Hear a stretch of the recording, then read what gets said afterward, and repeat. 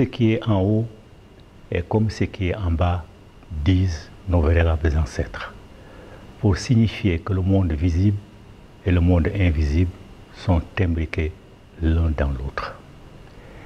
Cela appelle quelques considérations avant de commencer. D'abord, parlons de Dieu. Qui est Dieu?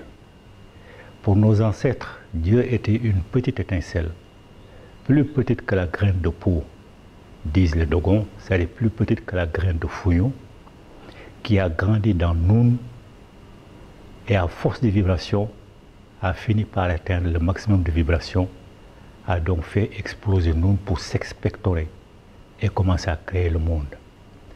Donc il est sorti d'une graine plus petite que la graine de peau à devenir la force vitale, l'énergie cosmique, à partir de laquelle il a commencé à se distribuer pour créer tout ce qui est naturel et qui existe dans le monde.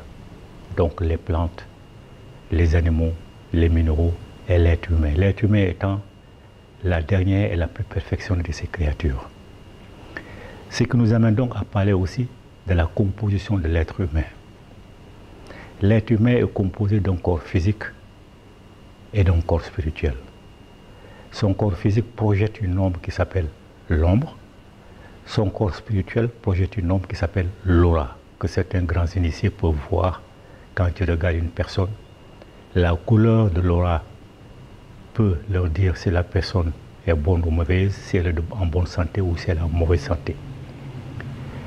Et à côté du corps physique et de l'ombre qu'il projette, du corps spirituel, l'âme et de l'ombre de l'âme qui est l'aura, il y a la parcelle d'énergie que Dieu a mise en chacun de nous. C'est ça qui symbolise Dieu. C'est pourquoi on dit Dieu est à la fois parcelle et totalité de tout ce qui existe. Cette parcelle qu'il a mise en nous se trouve dans notre cœur. Car pour nos ancêtres, le cœur est le siège de la conscience et de l'intelligence. Voilà pourquoi ceux qui ont l'habitude de voir la place de vérité où le défunt ou la défunte passe son dernier examen de passage, il voit que c'est le cœur qui est posé sur un plateau et en confrontation avec la plume de la déesse Mate. Parce que c'est le cœur qui produit les pensées, c'est le cœur qui produit les paroles, c'est le cœur qui produit les actes et le cerveau ne fait qu'exécuter.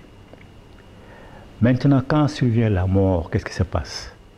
Quand survient la mort, le corps physique est enterré, il disparaît avec l'ombre, l'âme et son ombre, l'aura, disparaissent dans le monde invisible, disparaissent dans l'énergie cosmique, mais il reste la parcelle de Dieu qui symbolise l'être humain. Cette parcelle de Dieu est éternelle. Cette parcelle de Dieu hésite entre le monde physique et le monde invisible pendant un certain nombre de jours. Voilà pourquoi dans des civilisations, dans les variétés de la civilisation négro-africaine, comme au Sénégal, au Mali, en Guinée, etc., il y a le sacrifice du 3e jour pour le défunt, 4e jour pour la défunte, 7e jour pour les deux, et 40e jour, les derniers sacrifices et les dernières offrandes pour tous les deux. Parce que jusqu'à ce jour-là, la personne pense qu'elle est encore dans ce monde. Elle voit tout ce qui se passe dans sa maison, mais elle ne peut pas intervenir. Mais au bout du 40e jour, elle sait que c'est terminé, son séjour dans ce monde physique doit être remplacé par son séjour dans le monde invisible. Les Bamana appellent ça Somayalama, c'est-à-dire changement de domicile. Alors quand elle change de domicile au bout de ce 40e jour, la personne s'auto-juge. Ce n'est pas quelqu'un qui va venir lui dire tu as fait ceci, tu as fait cela.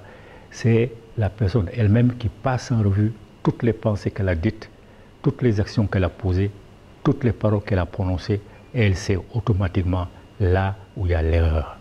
Et là, ce qu'il doit corriger, parce qu'il doit revenir, parce qu'il voit là où elle est des lumières plus brillantes qu'elle-même, des lumières moins brillantes qu'elle-même.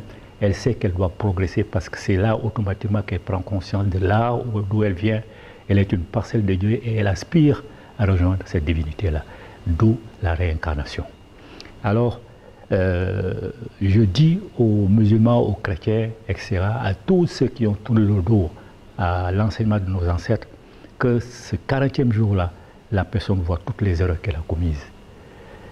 Les musulmans, les chrétiens qui ont forcé leur famille à suivre leur idéologie d'emprunt, savent les erreurs qu'ils ont commises et aspirent à venir les corriger dans une famille dont elles pensent que ceux qu'ils ont laissés derrière eux ont au moins compris et ont commencé à corriger le tir. Toujours est-il que la réincarnation, c'est ça qui est à la base de notre société. On se réincarne autant de fois qu'il est possible pour pouvoir nettoyer complètement la parcelle que Dieu a mise en nous et que nous avons salie par nos pensées, par nos actes et par nos paroles. Maintenant, la réincarnation, elle a deux sorts. Soit elle est rompue, soit elle va jusqu'au bouclage du cycle. La rupture est plus facile, parce qu'il est plus facile de faire le mal, de penser le mal, de dire le mal, de commettre des actes irréparables. Dans ce cas, la parcelle que Dieu a mise en nous est tellement sale que nous perdons le statut d'ancêtre méritant. Nous ne pouvons plus nous réincarner. Et là, nous subissons ce que nos ancêtres appellent la seconde mort. On disparaît dans le plan physique, on disparaît dans le plan invisible. Personne ne peut nous invoquer en tant qu'ancêtre. On a disparu complètement. Le bouclage de la réincarnation, c'est lorsque, avec des centaines de réincarnations, on a réussi à purifier notre être véritable. Ça y est, la parcelle que Dieu a mise en nous. Les bouddhistes qui ont le mieux copié chez nous disent que Bouddha s'est réincarné plus de 500 fois avant de rejoindre le nirvana, c'est-à-dire le paradis. Donc la réincarnation, elle est longue.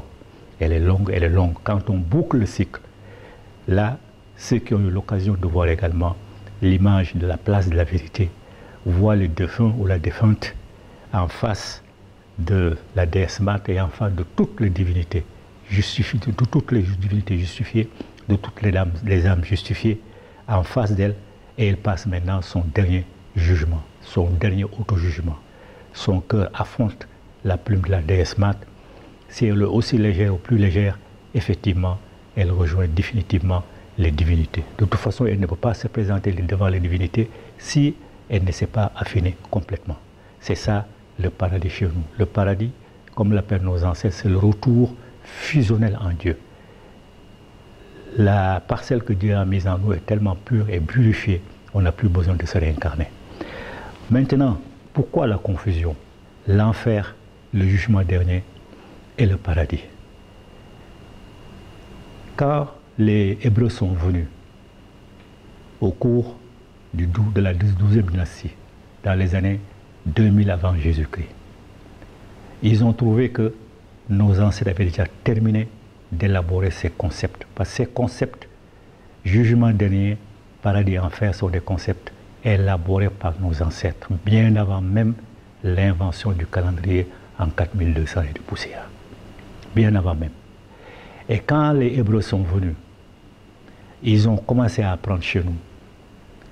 Et ils ont compris que nos enseignements, derrière les termes, même pas derrière les réalités qu'ils expliquaient aux enfants pour les terroriser, pour leur faire peur, ou pour les inciter à faire le bien pour aller au paradis, ils ont compris que derrière l'enseignement profane existait l'enseignement initiatique.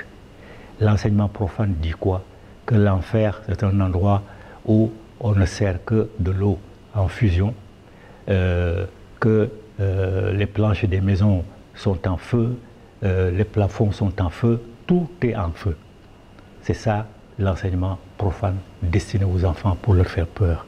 Et que de l'autre côté maintenant, quand on réussit à faire le bien, on va dans les jardins qu'ils appellent le champ des souchets, où on a tous les conforts possibles. Donc, mais les Hébreux, qui sont un peu plus versés dans la spiritualité, ont compris que derrière ces réalités-là, il y a d'autres réalités qu'ils ne peuvent pas percevoir, simplement parce qu'ils n'étaient pas circoncis. Et quand on n'est pas circoncis, jusqu'à aujourd'hui, on ne rentre pas dans les centres initiatiques. Donc ils ne pouvaient pas percevoir la vérité. Et eux, les Hébreux et les Juifs, ne croient pas du tout en enfer parce qu'ils savent que ce n'est pas vrai. Ce sont les chrétiens, les autres Juifs qui sont convertis dans le christianisme, qui ont cru effectivement en l'enfer. Et à la réincarnation, ils y croyaient aussi, mais au concile de Nicée en 325, ils ont balayé la réincarnation pour qu'on ne voit pas l'influence de l'Égypte et ils l'ont remplacé par le purgatoire. Le purgatoire, c'est un endroit où les âmes salies subissent une certaine punition avant de pouvoir rejoindre le paradis. Donc, eux, ils ont écarté la réincarnation ou la punition entre guillemets, se fait dans le monde terrestre lorsqu'on se réincarne. Donc les Juifs, eux, ne croient pas du tout en l'enfer. Ce sont les chrétiens et les musulmans qui croient en l'enfer. Et qui croient également au paradis, où il y a des jardins, où il y a les houris que l'on offre aux hommes, etc., etc.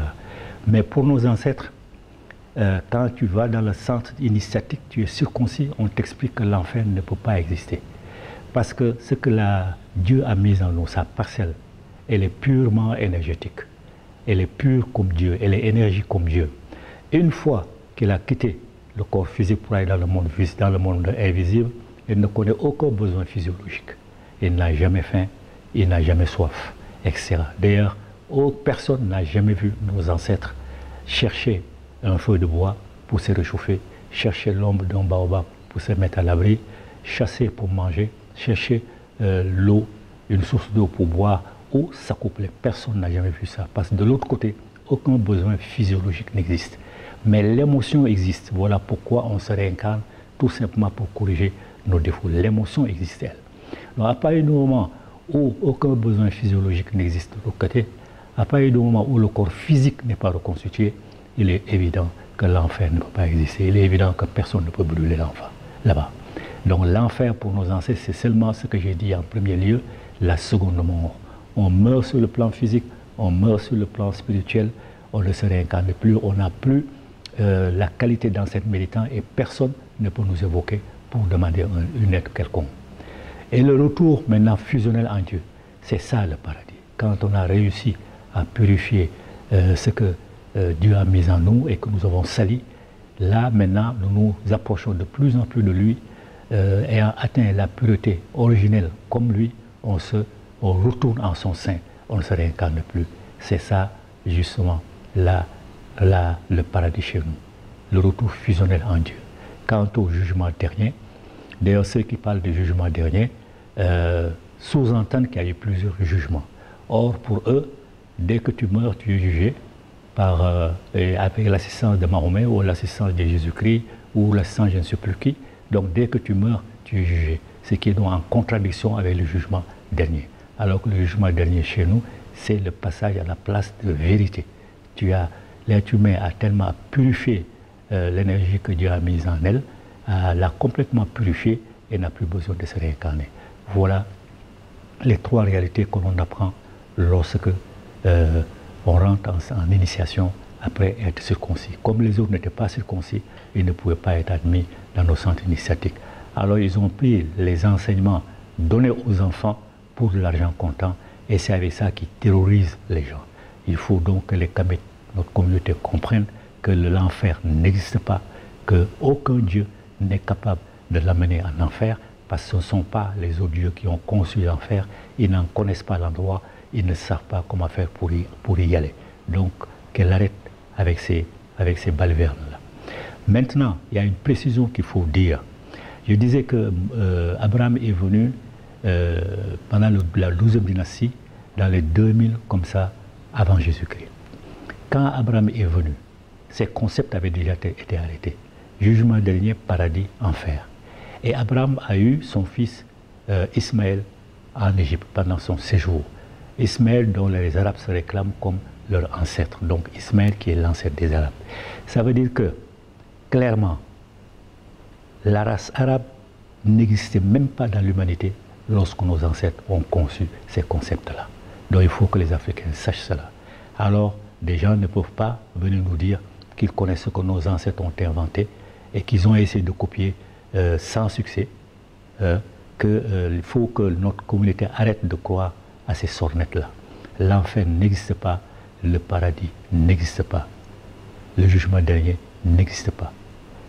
C'est la réincarnation, le cycle de la réincarnation est rompu, on subit la seconde mort. Le cycle de la réincarnation est bouclé, là on réussit le retour fusionnel en Dieu. On n'a plus besoin de se réincarner. Ce sont les réalités là que les Africains doivent connaître. Voilà pourquoi il est important d'étudier ce que nos ancêtres ont dit de l'enfer, ou plus précisément de la seconde mort, du jugement dernier, ou plus précisément du passage à la place de vérité et du paradis, ou plus précisément le retour fusionnel en Dieu.